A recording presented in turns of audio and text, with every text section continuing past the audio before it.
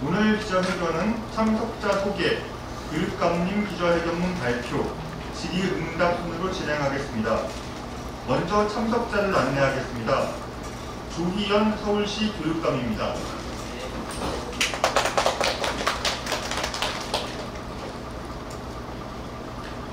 권성면 서울시 교육청 기획조정실장입니다. 강연홍 서울시 교육청 교육정책국장입니다. 백정흠 서울시 교육청 평생진로교육국장입니다. 이어서 교육감님 기자회견문 발표가 있겠습니다.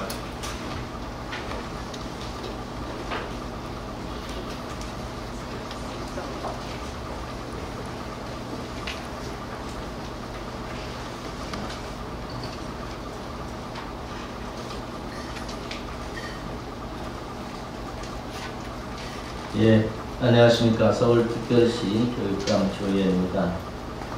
위기가 다시 찾아온 것 같습니다.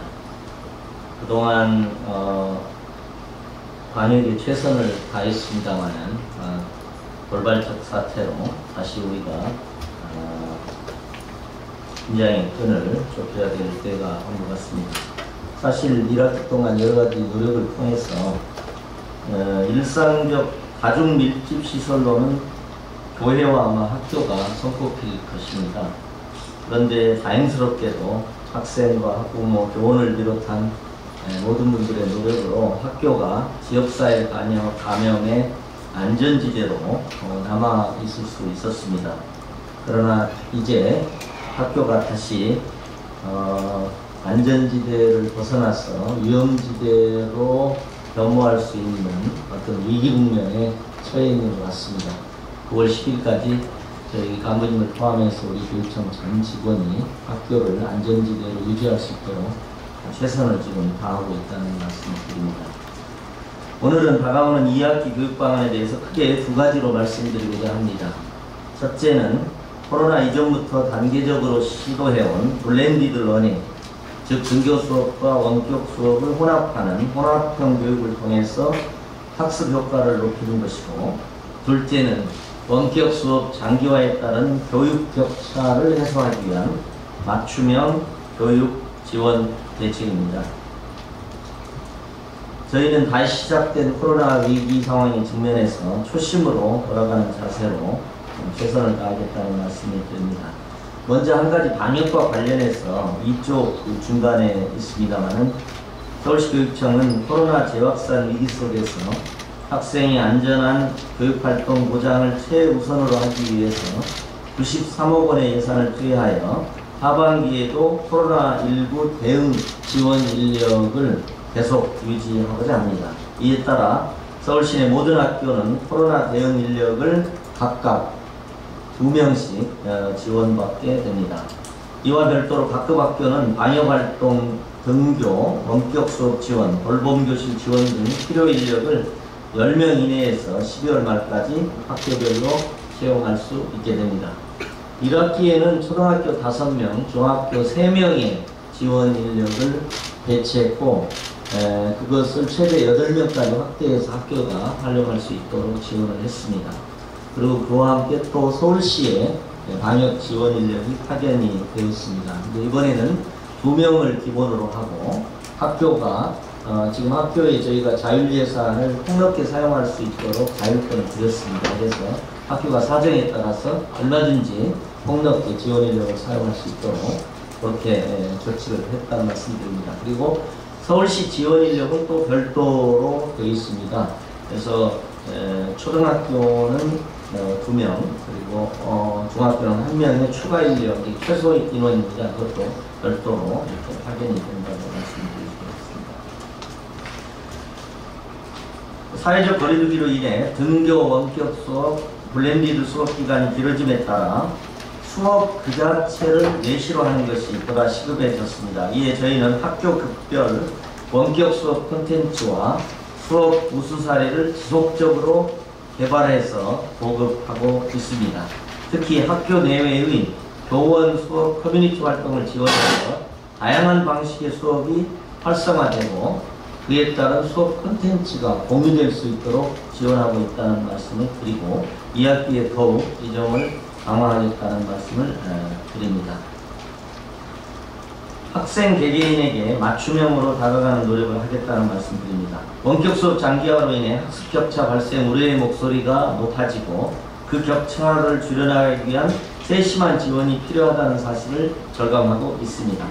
가장 중요한 원칙은 학생들에게 맞춤형 지원을 제공해야 한다는 것입니다. 그래서 이와 관련해서 빨간불이 켜진 교육 격차를 1:1 멘토링으로 좁혀 나가고자 합니다.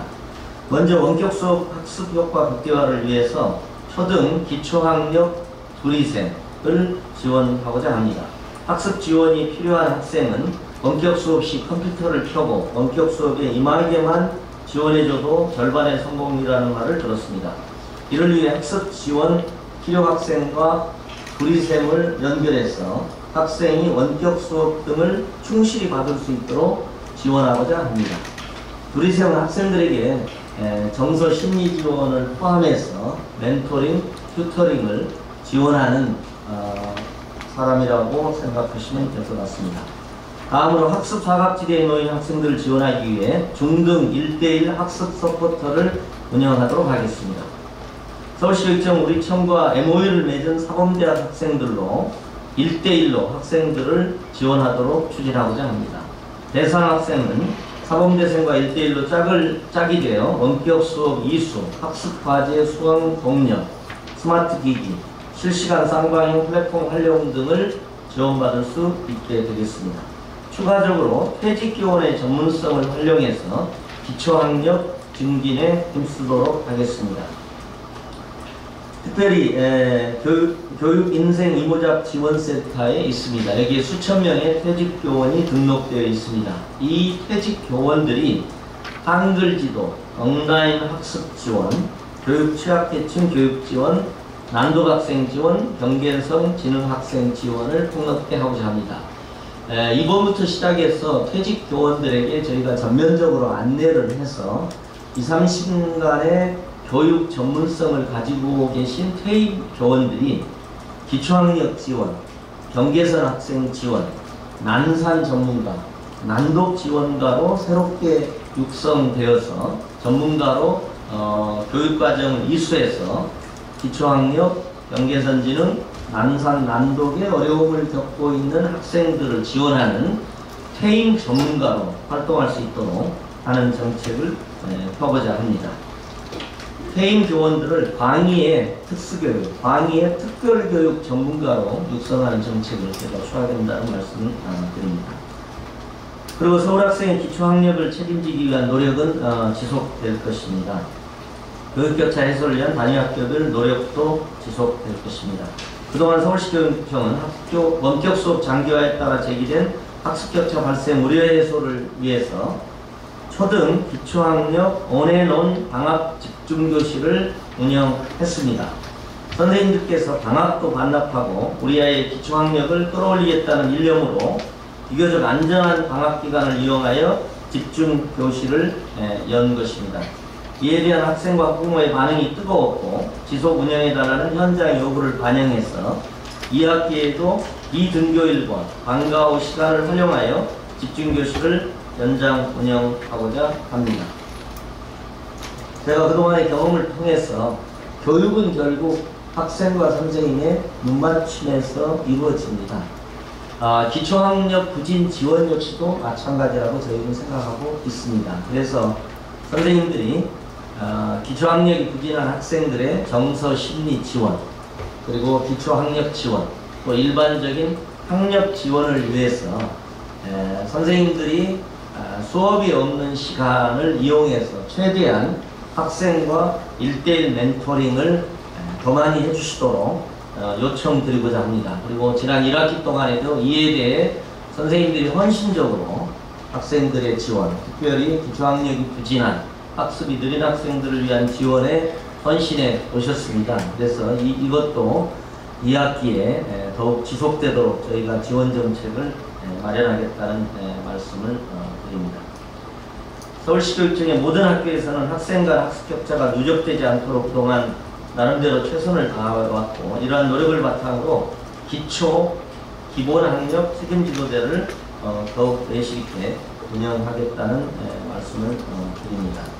마지막으로 더욱 촘촘하게, 더욱 깊이 있게 코로나 취약계층 학생을 품고자 하는 노력을 하겠다 하는 말씀을 드립니다.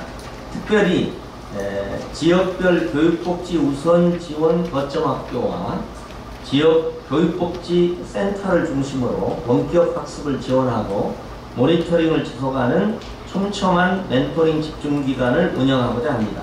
집중 사례관리 학생 중 교육 격차가 우려되는 학생을 선정하여 학습과 심리정서, 생활 등 개인별 특성에 맞는 멘토링을 실시해서 교육 격차 해소와 전인적 성장을 돕고자 한다는 말씀을 드립니다. 저희가 각 지자체별로 지역 교육복지센터가 다 지금 설치되어 있습니다. 그리고 어려운 학생들에 대한 교육복지를 전달하고 지원하는 업무를 맡고 있습니다. 심리, 정서 지원도 하고 있습니다. 여기에 기초학력 지원을 결합해서 지역 교육복지센터가 기초학력 부진 학생들의 학습 지원도 함께 돌볼 수 있도록 하는 정책을 확대해서 펼치고자 하겠다는 말씀을 드립니다. 그리고 이미 학교를 통해서는 지역복지 우선지원 거점학교라는 시스템이 있습니다. 그래서 여기 또 지정가도 배치되어 있고 지역사회 전문가도 배치되어 있고, 그래서 이것을 통해서 단순히 교육복지 전달뿐만이 아니라 그리고 정서 심리 지원 플러스 기초학력 지원 부분이 이 시스템을 통해서 운영될 수 있도록 하겠다는 말씀드립니다. 기초학력 부진 학생에는 당연히 다문화 학생이 중첩되어 존재하게 됩니다. 그래서 다문화 학생에 대한 멘토링 지원을 강화하겠다는 말씀을 드립니다. 마지막으로 거리두기의 공허를 심리정서 안전망으로 채워나가고자 합니다. 코로나 블루에 대한 얘기를 많이 하고 있습니다. 그래서 저희가 기존에 존재하는 위센터, 위클래스, 정서 심리 상담 지원 시스템을 총동원해서 코로나 블루에 대응해서 학생들이 심리 정서적 어려움을 겪지 않도록 다면적인 지원 시스템을 하겠다는 말씀을 드립니다. 지역사회 상담 안전망을 더욱 공고히 해서 모든 위센터에 블렌디드 상담을 위한 온라인 상담 시스템을 구축해서 학생들이 코로나 블루의 어려움을 겪지 않도록 지원하겠다는 말씀을 드립니다. 이렇게 포괄적인 정책에 대해서 설명 말씀을 드렸습니다. 고맙습니다.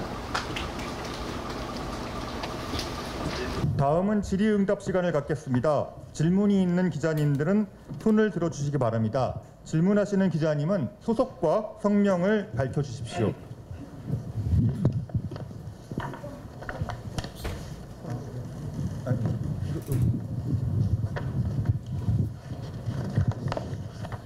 네, 안녕하세요. EBS 뉴스 서진석 기자입니다. 교육관님 간단하게 말씀해주신 다문화 학생에 대한 지원 대책 조금만 더 구체적으로 설명 부탁드리겠습니다.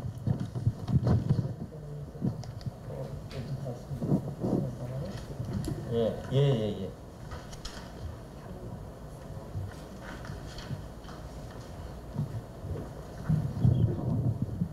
여기 있습니다. 그러면 제가 예. 그래서 아까도 잠깐 말씀드렸습니다만은 다문화 학생이 이런 기초학력 부진 학생의 굉장히 또 중요한 부분을 차지하고 있습니다. 그래서 역시 다문화 학생에 대한 1대1 멘토링 지원 사업을 강화하고자 합니다. 지금 저희가 1대 10, 그러니까 한 분이 10명 정도를 이렇게 멘토링 한다고 생각하시면 될 것 같습니다. 그래서 한 10명 정도면 한 분이 시간대별로 1대1 멘토링이 가능하다고 판단을 하고 있습니다. 교육부에서는 한 분이 20명을 커버하게 돼 있습니다. 근데 저희는 그걸 완화해서 한 10명 정도를 1대1로 멘토링 하게 했다는 말씀을 드리고요.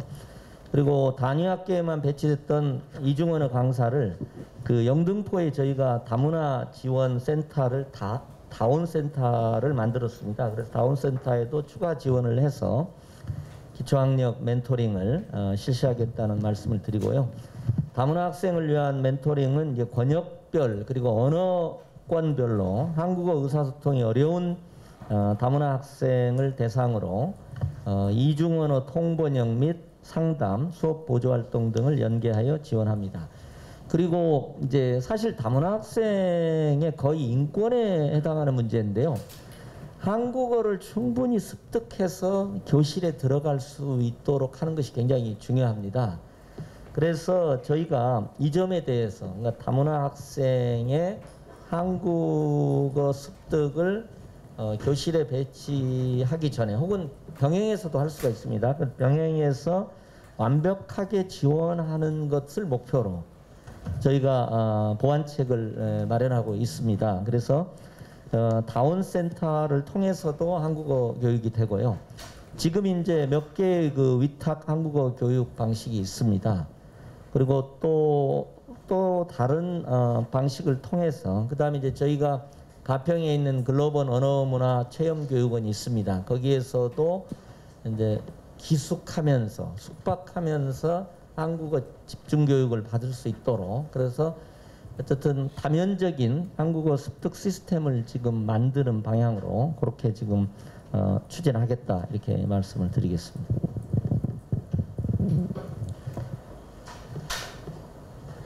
네, 이투데이의 손현경 기자입니다. 그 1대1 멘토링 등 학습 서포터즈 지원 등이 원활히 되려면 결국 대면 만남 등이 병행이 돼야 되는데 코로나 확산 등 최근 상황을 봤을 때 원격 수업 중심의 교육 환경에서는 한계가 좀 있는 것 같습니다. 특히 중위권 이하 학생들에게는 실효성이 없을 것 같다는 평가도 나오는데요. 결국 오늘 내놓으신 방안은 1학기처럼 사교육으로 몰릴 우려를 해소는 못할 것 같은데 오늘 방안에는 이 같은 사교육 관련 방안은 좀 빠져 있거든요. 그래서 사교육 관련해서는 어떻게 해소를 하실 건지 좀 내용을 듣고 싶습니다. 오늘 말씀드리는 교육감님께서 발표하신 내용은 아시다시피 학력 격차 해소 방안이지 않습니까? 사교육의 수요는 지금까지 있어 왔고 현재의 코로나 국면에서도 계속 변함없이 있다고 보고요. 그러나 이 원격 수업으로 전환돼서 대면의 시간이 줄어들음에 따라서 학교에서 교육을 제공받아야 됐던 그 사교육을 좀 혜택을 받지는 못하는 그런 계층의 학생들이 격차가 확대되지 않도록 보장하기 위한 방침으로 우리가 이렇게 오늘 교육감님께서 발표를 하셨는데요.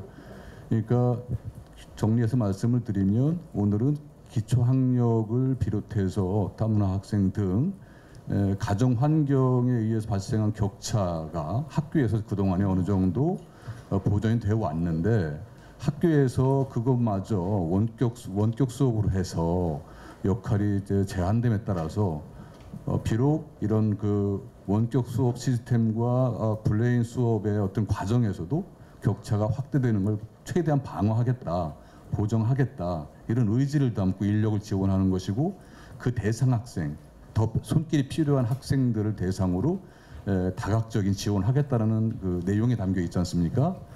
그래서 그 학생들은 이제 사교육의 혜택을 받지 못하기 때문에 우리 정부가 우리 교육청이 더 적극적으로 예산과 인력을 투입하겠다는 뜻으로 이해해 주시면 되겠고요. 예를 들어서 이제 저는 기자님께서 좀 큰 관심을 가지고 저희들의 정책을 홍보해 주셨으면 하는 것이 기초학력 정책을 우리가 2018년도부터 적극적으로 추진하면서 타 시도는 안타까운 일이지만 이렇게 정책들이 나오지 않고 있는데 저희들이 진행되는 이 어떤 단계를 좀 살펴봐 주셨으면 해요. 진단 시스템 여러 가지 어려운 과정을 통해서 만들어서 지금 1학기 내에 이런 원격 수업과 약간의 등교 수업 국면에서도 진단을 다 했어요. 초등학교와 중학교에서. 그래가지고 그 학생들을 나오게 하거나 또는 어떤 그 온라인을 통해서 다 진단을 해가지고 학교에서는 우리는 통계를 보고받지 않지만 다 가지고 처방에 들어간다 이렇게 보시면 됩니다. 처방을 할 때 그 시스템도 그냥 선생님한테 맡겨왔을 때는 지치거든요. 그래서 진단을 하고 처방을 할 때 1단계는 학교에서 살피는 겁니다. 이 아이들이 단순히 학습 부진인지 아니면 구조적으로 난독이나 난산이 있거나 어떤 경계성의 어떤 그 장애 같은 것들이 있거나 이럴 경우에는 어떻게 할 것인가. 학교에다 그동안에 맡겨왔잖아요. 이것을 이제는 1차적으로 학교에 진단해가지고 좀 어렵다라고 생각이 되면 기초학력 도움센터에다가 두 번째 단계로 학생들을 안내하고요. 거기 전문가가 판단해봤는데 좀 더 높은 단위가 필요하다. 그러면 이제 심리상담까지 가면 서울학습도움센터를 거치고요. 이게 3단계예요. 거기서도 안 되겠다. 이건 좀 치유가 필요하다. 치료가 필요하다. 그러면 전문의와 연결을 되는 이런 시스템을 갖췄다는 것이죠, 지금. 이거는 교육부가 사실은 해야 될 일인데 그게 안 되기 때문에 교육청에서 이렇게 저희들이 서울시 교육청에 해 나가고 있고 우리 중등과장님 책 좀 한번 좀 주시겠습니까? 그냥 그것도 우리가 정책으로 말로만 하는 게 아니라 선생님들의 의지에 의해서 맡기는 것만이 아니라 이거는 이제 학교로 배부할 예정인데요. 학생들의 기초학력이 가장 첫 번째 막히는 게 문해력이에요. 한글 해독이 안 되는 경우에요. 두 번째 포기하게 되는 원인이 수포예요, 수포. 수학을 초등학교 2학년, 3학년 때 포기하면서 정수 덧셈부터 분수 덧셈이 포기되면 고등학교 때까지 그냥 가잖아요. 이걸 방지하겠다는 건데 첫 번째가 문해력이거든요. 문해력을 어떻게 키울 것인가 하는 것을 정말로 이게 이제 중등의 기초학력팀하고 초등의 그 독서팀하고 같이 해가지고 만들었는데 이 책을 나중에 제 기자님들한테 보여드리겠습니다. 정말로 거의 완벽한 안내서거든요. 이 선생님들한테 이런 걸 저희들이 이 기간에 만들었거든요. 오늘 가본이 나와서 안내를 해드리는 겁니다. 그래서 이런 것들을 모든 초등학교에 이제 배포를 하고 중학교도 배포를 하고 그럼 선생님들이 이게 필드 매뉴얼이 되는 거죠. 이걸 가지고 차례차례 따라서 할 수 있는 과학적 접근 방식을 우리는 해가고 있다는 건데요. 이게 학교에서는 안 되잖아요. 그래서 이렇게 말씀드립니다. 정책국장님 너무 많은 일을 하셔서 제가 마이크를 한 가지만 저희가 굉장히 열심히 노력하고 있고요. 아까 말씀하신 대로 이제 사실 이게 코로나라 비대면이기 때문에 그게 좀 어려움이 있는 것 같습니다. 근데 1대1 멘토링은 예외로 지금 교육부 방침도 그렇고요. 저희도 예외로 합니다. 그러니까 1대1로 교육복지센터에서 부르든지 이 센터에서 부르든지 혹은 선생님이 부르든지 하는 것은 그러니까 수업이 없으실 때는 정규 시간에도 부르실 수 있을 거고요. 대체적으로 수능 없고 방과 후에도 부르는 그러니까 1대1 대면 학습 지원은 방역 원칙에 위반되지 않기 때문에 그걸 저희가 이렇게 요청 드리고 또 그렇게 한다 이렇게 생각해 주시면 좋을 것 같습니다. 예, 말씀하십시오.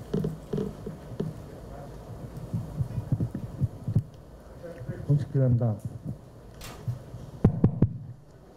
주정치기자입니다. 오늘 부총리하고 영상 회의하셨잖아요. 지금 코로나 상황에서 뭐 9월 둘째 주까지 상황 지켜보고 뭐 추가적으로 방역 지침, 등교 지침 내놓기도 하신 걸로 알고 있는데 어떤 얘기 좀 구체적으로 하셨는지 좀 공개 가능한 수준까지 말씀 좀 부탁드리겠습니다.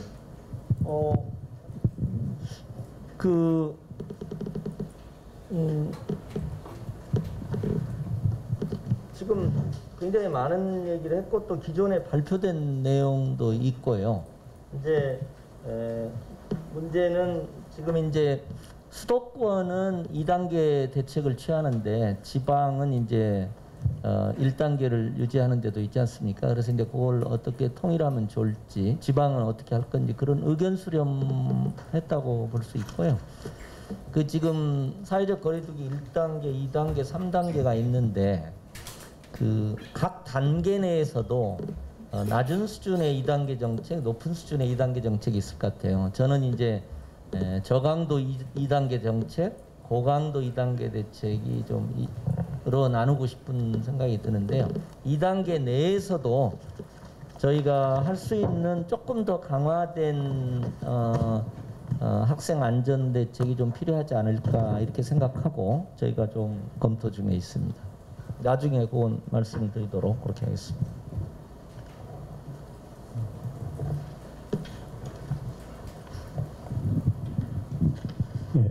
에드윈 뉴스의 오영세 기자입니다. 그 교육 지원 취약계층 학생과 이제 사범대생들하고 1대1 그 학습 서포트 세부 방안을 마련 중이라고 아까 말씀하셨는데 구체적으로 어떤 식으로 운영을 하실지 뭐 내용이 나와 있으시면은 말씀해 주시면 감사드리겠습니다.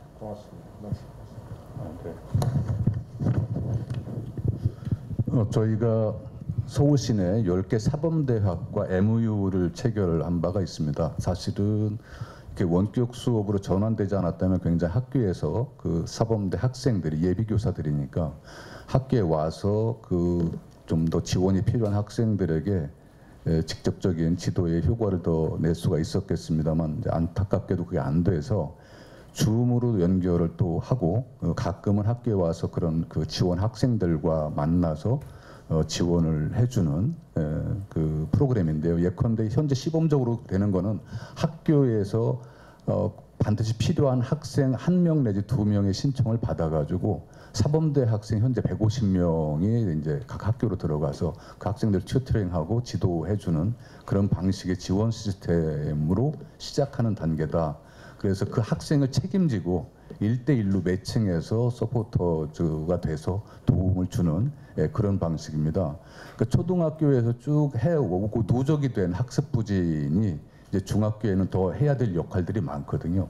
그러면 여러 명을 놓고 할 수도 있지만 일단은 처음에는 한두 명을 대상으로 집중해주고 그걸 점차 확대해서 한 학생이 10명까지도 이렇게 그룹핑해서 지도할 수 있으면 그렇게 이제 전개시켜 나갈 계획을 가지고 있다는 걸 말씀드리겠습니다.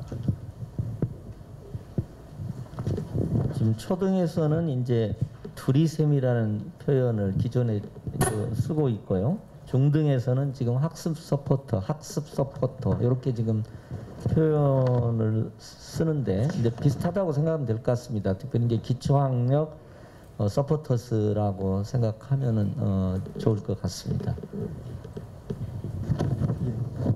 조금 보충해서 말씀을 드리면 초등은 사범대나 교대 학생이 들어가기보다는 현재 682명의 선생님들이 6,028명의 학생들을 지원하도록 우리가 그 별도의 예산을 53억 4천을 투자해서 진행한다. 이건 굉장히 더 획기적입니다. 초등학생은 중학생은 이제 사범대 학생들이 도움을 받고요. 지금 말씀 들어보면은 저 소속 말씀 주세요. 저 MBN 임지원입니다. 그 두리쌤 같은 경우에는 기존의 초등학교 선생님들이 이 보조 수업을 진행을 한다는 거잖아요. 네. 근데 그런 경우에 보상은 어떻게 이루어지는 건지 그리고 또 보상요? 보상과 그리고 업무 과중이 좀 있을 것 같은데 업무 과중에 대한 부분은 어떻게 진행될지 궁금합니다. 이제 선생님이 일과 중에 어떤 교육 활동에 대해서 수당을 지급을 하지 않는 것이 원칙입니다.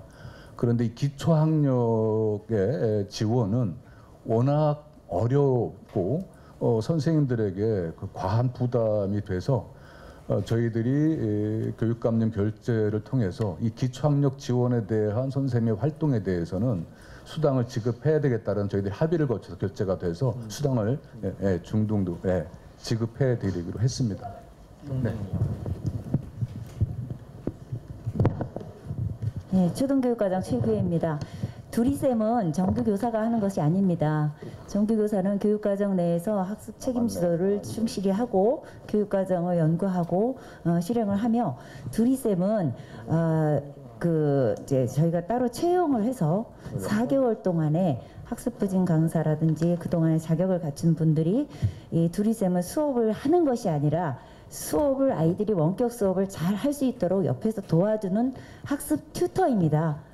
그래서 취약계층 아이들이 집에서 원격 수업 어렵고 또 어려울 때는 또 학교에 와서 원격 수업을 옆에서 할 수 있도록 도와주는 그런 이제 역할을 하는 것이기 때문에 교사가 아니고 저희가 방과후 강사라든지 그 밖에 시간 강사라든지 이런 분들을 채용해서 하게 됩니다. 예, 맞습니다. 말씀하실 때 초등은 3억 4천만 원의 예산을 투입해가지고 지원을 해주고 계십니다. 먼저 질문드리는 대로 사범대생들의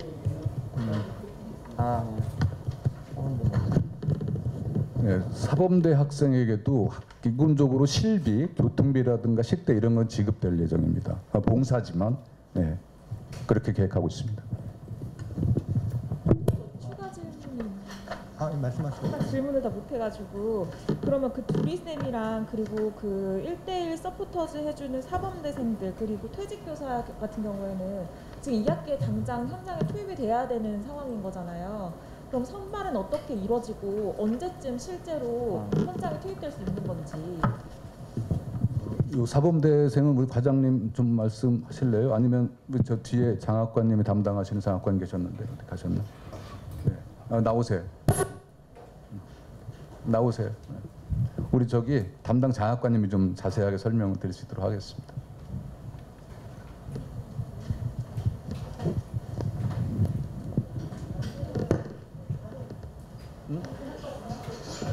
여기 이리로 나오시죠. 여기서 직접 말씀하세요. 대학교 등등 부장. 예, 지금 사범대 그 실무진들과 그 대략적인 협의는 마쳤고요. 이제 세부 사항을 협의하기 위해서 다음 주에 만나기로 했습니다. 그래서 실제는 목표는 9월 초순에 투입하는 것을 목표로 하고 있습니다. 지원비? 네, 지원비는 지금 지금 대학생들 그 교육봉사도 있지만 그것과는 별도로 그 교통비하고 그다음에 그 점심하고 실비와 함께 그 어느 정도 그 최저임금 수준으로 지금 청년 일자리 센터랑 그 같이 그 개념으로 가져가면서 드리려고 하고 있는데 그런 임금 내용도 학생들하고 그다음에 사범대 실무진들과 협의할 예정입니다. 예, 두리쌤은 지금 기본 계획이 학교로 다 나갔고요. 그래서 신청을 받았더니 283교에 682명의 두리쌤을 신청했습니다. 학교당 1에서 3명 정도 가능하다고 했고, 그리고 그에 해당하는 10명 내외의 튜터를 하기 때문에 6,028명의 아이들과 지금 매칭이 되어 있기 때문에 이 내용이 다 정리된 대로 예산을 지급하면 바로 학교에서 채용해서 할 수 있도록 되어 있습니다. 1학기에 원격 학습 도우미로 많은 방과후 강사들을 활용을 했기 때문에 채용하는 데에는 크게 무리가 없을 것으로 보입니다.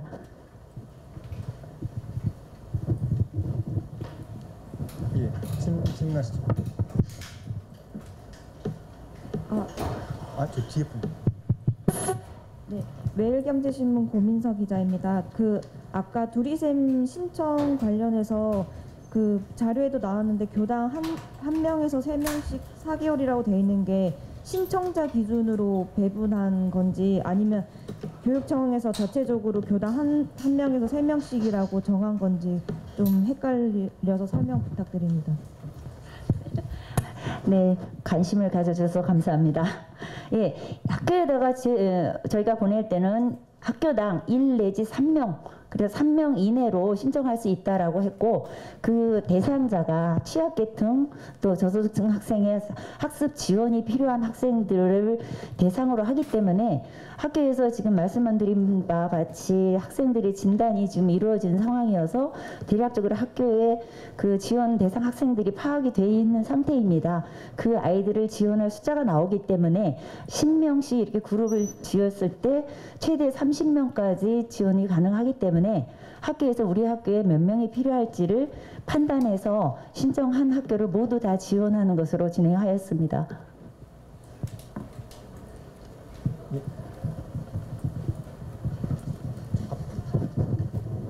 추가적으로 질문이 하나 더 있는데요.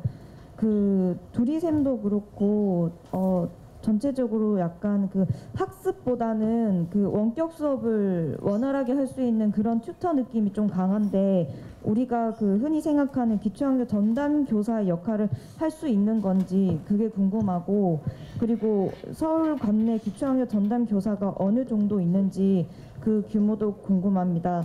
그리고 그 지금 서울 같은 경우에는 그 기초학력 그 진단을 초3과 중1에 대해서 하고 있고 나머지 학년에 대해서는 이제 일선 학교 현장에서 교사들이 알아서 이제 파악을 하고 있는 분위기인데, 사실 이제 1학기 원격 수업을 했을 때 이게 대면 수업을 하더라도 그런 학생들을 찾는 게 좀 어렵다는 얘기가 많았고, 근데 원격 수업 중심으로 하다 보니까 그런 기초학력이 부진한 학생을 찾는 게 교사들이 많이 어렵다라는 그런 애로사항을 얘기를 하거든요.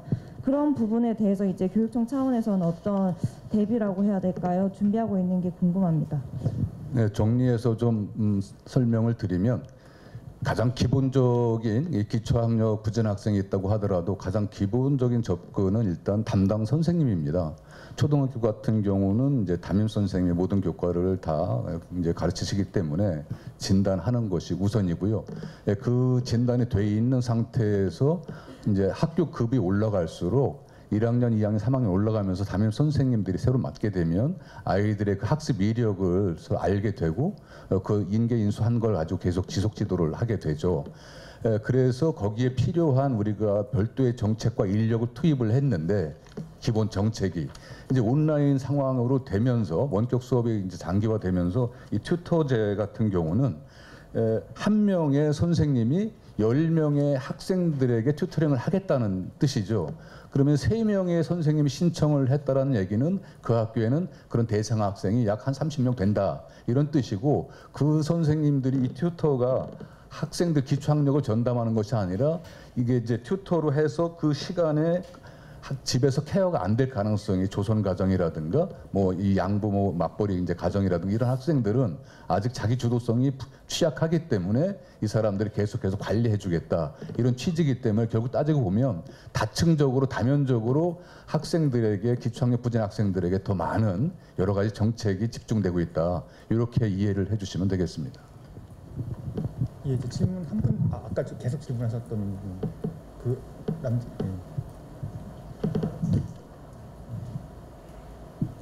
네, 저 뉴스원 장지훈 기자입니다.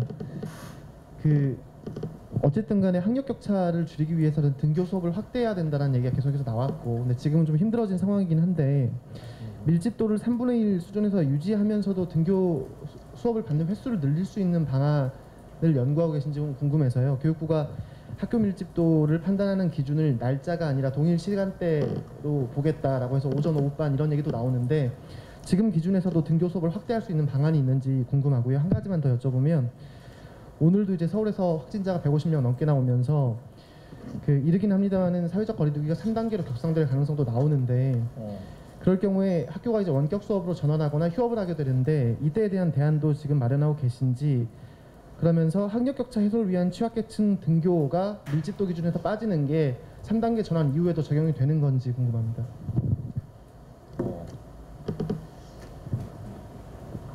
또 혹시 질문하실 분 있으면 한 분 정도 더 해서 같이 모아서 하면 어떨까 싶습니다. SK 브로드밴드 서울방송의 강혜진 기자인데요. 취약계층 학생을 품는 내용 안에 저희가 지역 단위로 취재를 해보면 여기 지역 교육복지센터가 있고 지역별 교육복지 우선 지원 거점 학교가 있다고 하셨잖아요.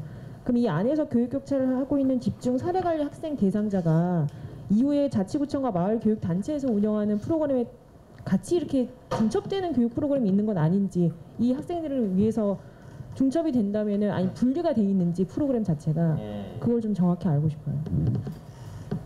혹시 뭐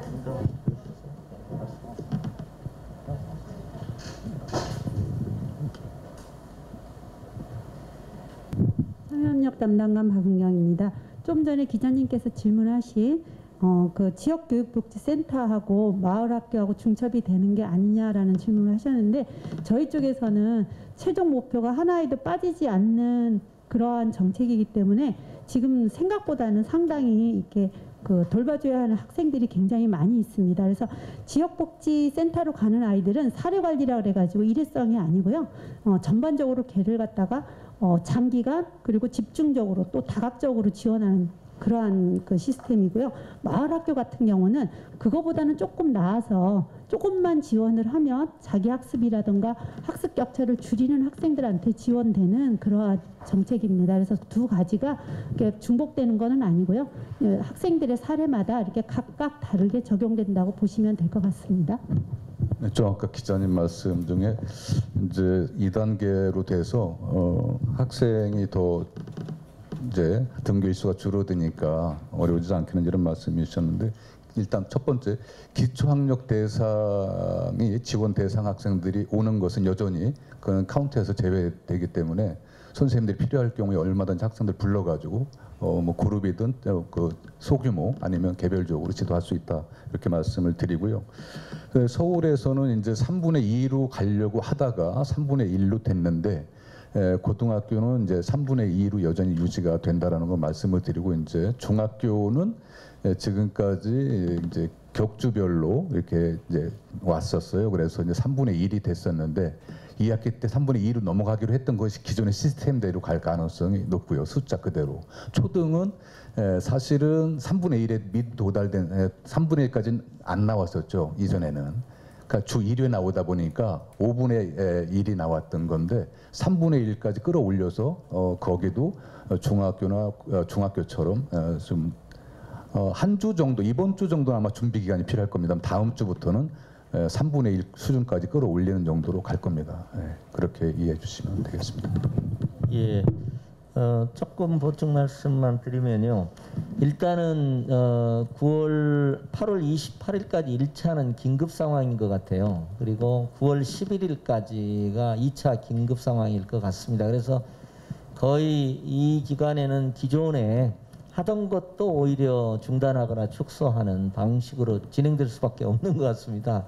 코로나가 저희들이 이렇게 강제하는 지점이 있어서요. 그래서 그런 긴급 상황을 지나서 이제 코로나가 어느 정도 통제 가능한 수준으로 되게 되면 저는 이제 다시 1단계로 이렇게 환원이 되거나 해야 될 것 같이 생각이 들고 이제 상대적으로 저희가 안심을 갖는 것은 그래도 초기와 달리 원격 수업 시스템이 안정화되어 있는 것 같아요. 그래서 안정화된 원격 수업 시스템 내에서 제가 말씀하신 것처럼 어쨌든 교육의 목표를 실현하기 위한 어떤 다양한 방안들을 저는 지속하는 게 좋겠다는 생각이 듭니다. 그러니까 말씀하신 것처럼 저는 설령 3단계가 돼도 1대1 이런 기초학력 지원이라든가 심리정서 지원이라든가 저소득층 교육복지 지원은 저는 오히려 1대1 방식, 비대면 방식으로 저는 지속되는 게 맞을 것 같아요. 그렇게 3단계이더라도 저는 선생님이 1대1로 부를 수도 있을 것 같아요. 이제 학교에 이제 그런 가이드라인을 들여서 이렇게 조금 안심하고 하실 수 있도록 이렇게 가는 게 이제 맞을 것 같은 생각이 들고요. 이제 우리가 이제 기초학력과 관련해서 지금 이제 기자분들도 이제 이해하시겠습니다만은 이제 저소득층을 지원하는 교육복지 지원 시스템이 있습니다. 우리 참여협력 담당관이 지금 담당하고 계시고요. 그다음에 이제 심리 정서 지원, 자살, 학교 폭력 피해자 지원이라든가 이런 심리 정서 지원이 주로 위센터를 중심으로 하고 우리 평생국장님이 관할하에 있는 거고요. 그다음에 이제 기초학력이라는 새로운 문제 상황에 대응하기 위해서 이제 초등, 중등 과장님, 기초학력 장학관님, 정책국장님이 이렇게 계신데 저희가 이제 최근에는 이 고민을 요 세 가지를 어떻게 통합적으로 왜냐하면은 실제 개별 학생으로 가면 상당히 중첩되지 않겠어요.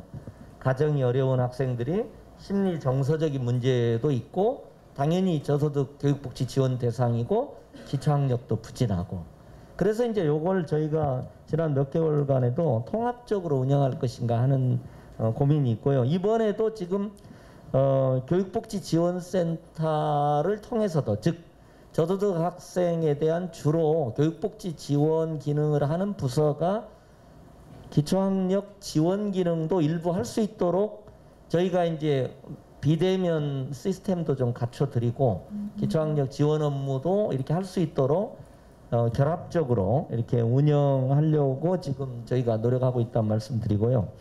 그리고 이제 교육부의 방침보다는 저희가 조금 더 강화된 방침으로 왜냐하면 교육부는 전국을 커버해야 되니까 예산도 제한이 있습니다만은 저희는 기초학력을 더 중시하는 교육청으로서 더 강화된 정책 아까 말씀드린 대로 10대 1 정도의 이렇게 인력 배치로 저희가 하고 교육복지지원센터를 통해서도 기초학력 지원이 이루어질 수 있도록 한다 이렇게 생각이 들고요.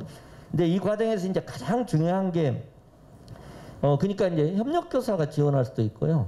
그다음에 두리샘도 협력 교사라고 넓은 의미일 수 있지 않습니까? 교육복지지원센터 상담사를 통해서 이렇게 지원이 이루어질 수 있는데 이제 중요한 부분은 선생님인 것 같아요. 그래서 1학기 때도 선생님들이 참 많이 헌신해 주신 걸로 저희가 정보를 듣고 있습니다. 그래서 방학 중에도 언해는 저희가 캠프도 진행을 하고요.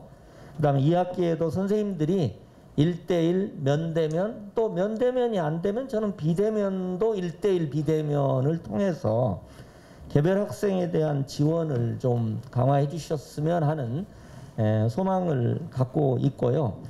저희가 이제 여기 수업의 내실화를 한 이유가 사실은 수업의 내실화 속에는 원격 수업의 내실화도 있는데 그 내실화의 핵심은 저는 개별 학생, 그러니까 학생의 학습 발달 그리고 학습 태도, 다양한 학습 태도에 조응해서 선생님들이 맞춤형으로 피드백을 해주는 것이 저는 핵심인 것 같아요. 선생님들이.